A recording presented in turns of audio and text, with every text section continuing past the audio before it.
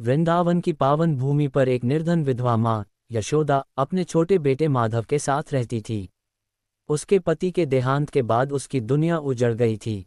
निर्धनता और समाज के तिरस्कार ने उसके जीवन को और कठिन बना दिया था। फिर भी अपने पुत्र के लिए वह हर कठिनाई सहने को तैयार थी। यशोदा दिन भर दूसरों के घरों में काम करके माधव के लिए रोटी जुटाती, लेकिन अक्सर कई दिनों तक पेट भर भोजन भी नसीब न होता। वह जब भी ठाकुर जी के मंदिर जाती, प्रार्थना करती, हे राधे, मेरे बेटे को अपनी कृपा से बचा लो। राधा रानी अपने भक्तों की पुकार सदा सुनती हैं। एक दिन जब वे अपनी सखियों के साथ यमुना किनारे जा रही थीं, तो उन्होंने देखा कि एक दुबली पतली स्त्री अपने बालक को गोद में लिए आंसू बहा रही थी। पास जाकर राधा ने उसे स्नेह से पूछा, हे माँ, तुम इतनी व्यथित क्यों हो?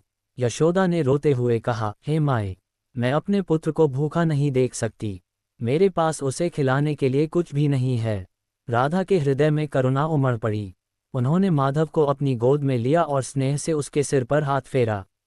अचानक माधव के चेहरे पर प्रसन्नता की आभा छा गई और उसकी आंखों में चमक आ गई। राधा ने यशोदा से कहा, माँ, अब से यह बालक मेरा भी पुत्र हुआ। इसकी चिंता अब मेरी होगी। इसके बाद राधा ने माधव की परवरिश का दायित्व स्वयं ले लिया। उन्होंने अपनी सखियों से कहा कि इस बालक को अच्छा भोजन मिले, उसे शिक्षा मिले और उसका हर प्रकार से ध्यान रखा जाए। धीरे धीरे माधव बढ़ने लगा। राधा की कृपा से वह एक बुद्धिमान और दयालु बालक बना।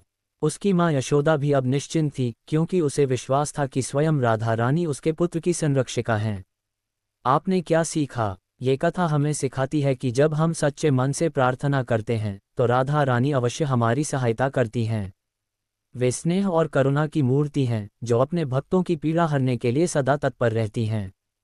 राधे राधे।